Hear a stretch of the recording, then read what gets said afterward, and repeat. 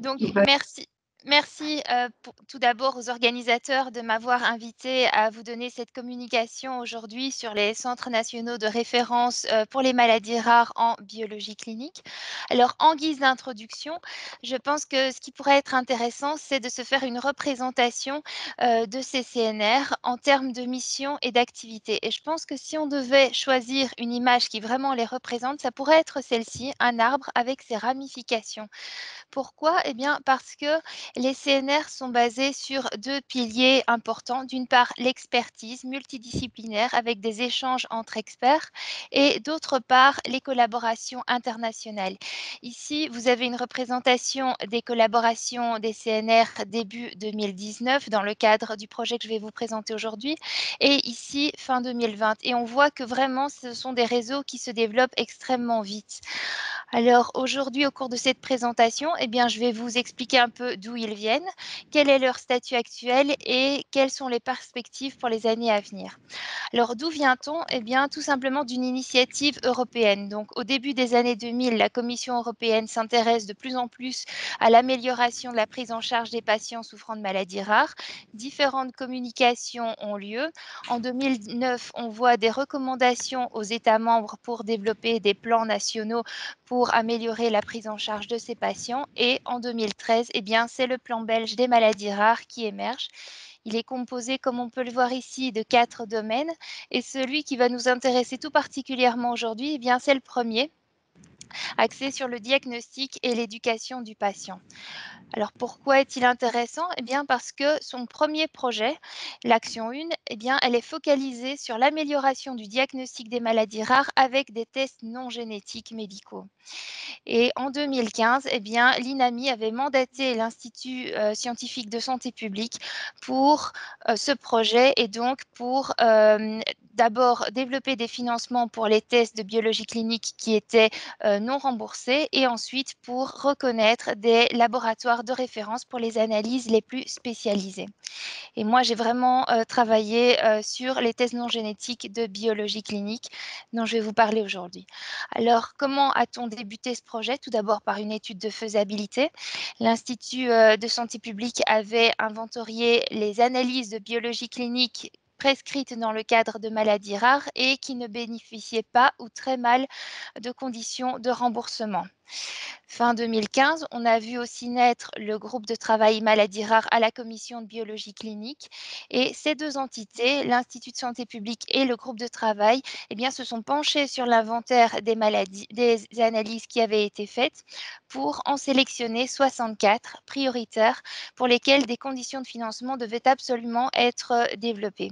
Et comme vous pouvez le voir sur ce graphique, eh bien, ces tests sont majoritairement des tests de chimie clinique, mais d'autres domaines sont également représentés, comme la coagulation et l'hémostase, l'immunologie et l'hématologie. Alors, ce qu'il a fallu faire par la suite, eh bien, c'était bien sûr estimer les coûts que ce financement représenterait et développer des modalités de financement. Et donc, l'Institut de santé publique et le groupe de travail ont développé 3 modalités de financement pour les soumettre par la suite à l'INAMI. Et ce sont des nouveaux codes de nomenclature proposés pour 39 des 64 analyses, des centres nationaux de référence pour 18 analyses et le remboursement des frais de sous-traitance à des laboratoires étrangers pour 7 analyses qui étaient indisponibles en Belgique. Alors, l'INAMI a étudié cette proposition et l'a approuvée fin 2016, ce qui nous a permis de passer à une phase de développement. Pour les centres nationaux de référence, ça représentait en 2017 l'appel à candidature et en 2018 la procédure de sélection. Alors, pour mieux comprendre les missions, de ces CNR, c'est important de savoir comment est-ce qu'ils ont été sélectionnés, selon quels critères. Il faut savoir qu'ils ont été sélectionnés en observant 3 critères: l'organisation, la qualité et l'expertise. Donc au niveau de l'organisation, il faut qu'il y ait une très bonne visibilité de leurs activités, notamment au niveau du site internet, de bonnes communications, aussi, en anglais et une continuité de l'analyse. Si on a une structure sous la forme d'un consortium, par exemple de 2 laboratoires qui postulent ensemble, il fallait aussi que ce soit justifié. Au niveau de la qualité, eh bien, les auditeurs ont évalué la qualité du dossier de validation, du manuel de qualité, leur participation à des contrôles de qualité, leur statut d'accréditation pour les tests concernés, déjà d'application ou projetés, le respect aussi des turnaround times décrits au niveau de leur site internet et ils doivent disposer d'un système pour l'enregistrement des tests effectués annuellement afin de pouvoir les rapporter par la suite à Cienzano ou à l'INAMI. En termes d'expertise, eh bien, les CNR doivent aussi, participer à des projets de recherche, clinique ou fondamentale, à des réseaux de référence internationaux, des réunions multidisciplinaires et bien sûr avoir des activités éducatives pour le personnel hospitalier, de laboratoire ou pour la communauté scientifique, à plus large spectre. Alors ça, c'était un petit peu d'où nous venons. Alors quel est le statut actuel? Donc depuis 2019, nous avons 18 centres nationaux de référence pour les maladies rares en biologie clinique qui réalisent 19 analyses, toujours en majorité dans le domaine de la chimie et ils ont été reconnus pour une période de 5 ans. Et comme on peut le voir ici, eh bien en termes de, longévité de la réalisation des analyses, au sein, de ces laboratoires, on peut voir que plus de 80 des laboratoires reconnus réalisent l'analyse depuis, 5 ans ou plus. Alors, sur cette dia, vous pouvez voir les différents CNR qui ont été reconnus. Tout d'abord, au niveau du LHUB et de l'UZ Leuven, eh bien, il y a eu des reconnaissances de CNR pour des analyses réalisées dans le cadre de porphyrie. Le LHUB, ULB a également été reconnu CNR pour des analyses réalisées dans le cadre des pathologies membranaires érythrocytaires, ainsi que pour le dosage de différents facteurs du complément pour lesquels vous aurez des présentations également par la suite. Au niveau de l'UZ Antwerpen et des cliniques universitaires Saint-Luc, un consortium a été, mis en place pour la réalisation d'analyses, prescrites dans le cadre, d'épilepsie pyridoxine dépendante et les cliniques Saint-Luc sont aussi CNR pour d'autres analyses, la cystine intraleucocytaire et le dosage du 5-MTHF dans le liquide céphalorachidien. En ce qui concerne le CHU de Liège, il a été reconnu CNR pour, le dosage des B6 Vitamère dans, le plasma mais aussi pour la mesure de l'activité de la DHPR dans les dried blood spots. Et ceci a été fait également sous forme d'un consortium avec l'UZKent qui réalise le dosage des ptérines dans l'urine afin de prendre, par exemple, des maladies telles que le déficit en tétrabioptérine mieux en charge.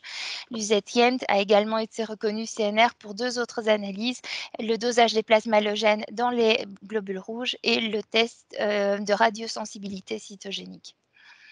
Alors, en termes de financement, comment est-ce que Cienzano suit ses CNR? Eh bien, tout d'abord avec un remboursement des coûts rapportés pour la réalisation des analyses, sur base des coûts rapportés pour les consommables, le temps technologue pour la réception, préparation, analyse de l'échantillon, certains coûts de l'équipement et aussi des supports supplémentaires si c'est nécessaire. Nous n'avions pas inclus les coûts initiaux de validation des analyses avant la reconnaissance des CNR, ni le salaire des spécialistes en biologie clinique ou autres scientifiques dans les conditions de remboursement. Par ailleurs, ces CNR sont à 100 remboursés pour la participation à des contrôles de qualité, leur accréditation pour le test concerné selon la norme ISO 1589 et aussi pour la sous-traitance d'analyses de biologie clinique vers des laboratoires étrangers si celles-ci sont indisponibles en Belgique. Alors, en termes de suivi, on évalue aussi leur participation à des contrôles de qualité et comme on peut le voir sur, ce diagramme, eh bien, pour près de 60 des CNR, un contrôle de qualité est disponible de manière annuelle, stable, à l'échelle internationale. Par contre, on peut voir que pour près de 40 des autres CNR, la situation est différente. Pour 26 d'entre eux, eh bien, on a un ring test qui est limité avec un faible nombre de laboratoires et pour près de 16 des CNR, eh bien, il n'y a pas, de contrôle annuel stable et disponible. Certaines années oui, d'autres non et donc ce sont des points, pour lesquels on a envie, d'apporter une amélioration. En termes d'accréditation, on voit aussi qu'actuellement seulement 19 pratiquement des CNR, sont accrédités pour les tests qu'ils réalisent et donc c'est également un point sur lesquels on va essayer d'attirer leur attention dans les années à venir. Finalement, Cienzano suit aussi l'évolution des volumes annuels et sur base de ça, eh bien, on a pu distinguer 3 profils au niveau des CNR. Alors, pour ce qui concerne les CNR qui sont reconnus depuis 5 ans ou plus, on a pu voir un premier profil qui est représenté ici. Donc tout d'abord, ce sont des CNR avec des volumes annuels assez élevés, sans analyse ou plus à peu près, et pour lesquels on a pu voir que tout au long du projet, eh bien, le volume annuel reste stable. Donc il n'y a pas eu d'impact du projet vraiment sur le volume annuel. Donc que ce soit avant l'étude de faisabilité, pendant la période de développement ou après la reconnaissance, donc pour les années 2019-2020. Ici, j'ai représenté à chaque fois les volumes moyens rapportés pour 2 années consécutives qui appartiennent à chacune des phases mentionnées ici, A, B et C. Par contre, pour, d'autres analyses telles que certains facteurs du complément, eh bien, on a pu voir que vraiment après, l'étude de faisabilité, eh bien, il y a eu une augmentation des volumes annuels, ce qui laisse à penser que le projet a permis d'avoir une meilleure information autour des analyses réalisées par ces laboratoires et donc peut-être permis, d'augmenter, leurs volumes également. Et puis finalement, pour les CNR, qui réalisent les analyses depuis seulement 4 ans, ce sont des CNR avec des volumes annuels plus petits, des analyses, plus nouvelles en Belgique et là, on voit vraiment une augmentation du volume annuel qui continue à augmenter, encore à ce jour et donc ce sont des CNR pour lesquels on risque de voir encore une augmentation du volume dans les années, à venir. Je les ai illustrés ici pour 3 analyses, de chimie. Alors en termes de perspective, où peut-on aller? Donc en termes de management de la qualité, comme je l'ai dit, pour certains CNR, le contrôle de la qualité n'est pas évident et donc on a envie d'améliorer cet aspect et c'est la raison pour laquelle Cienzano a décidé d'organiser ou de coordonner depuis fin 2020 de nouveaux ring tests qui vont débuter cette année-ci pour les analyses, mentionnées ici en rouge. Pour le facteur, D du complément, malheureusement, faute d'échantillons, on n'a pas encore pu vraiment améliorer cet aspect, mais pour les autres analyses, ce sera bien le cas. Alors, en termes d'amélioration du financement, ce qu'on va faire avec le groupe de travail maladies rares de la Commission, ce sera un benchmark en 2021 pour comparer les prix entre différents pays et aussi pouvoir améliorer les conditions de financement.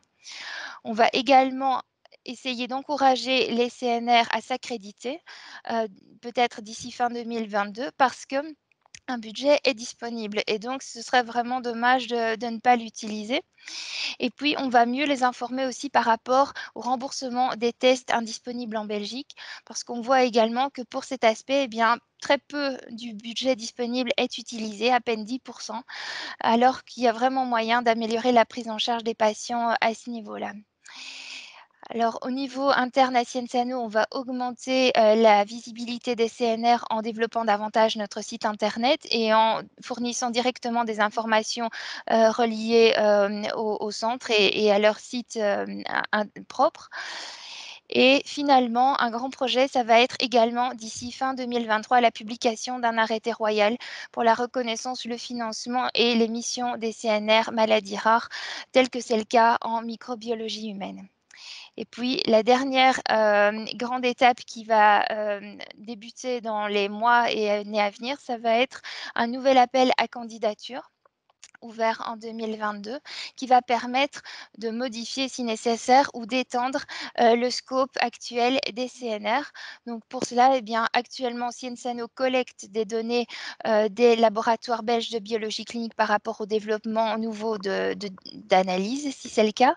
On va soumettre ces informations au groupe de travail maladies rares qui va à nouveau proposer, des modalités de financement et éventuellement une étendue du scope des CNR qui pourra être soumise à l'INAMI et si c'est accepté, eh bien, on pourra, débuter un nouvel appel à candidature en 2022 avec un scope plus large pour les CNR.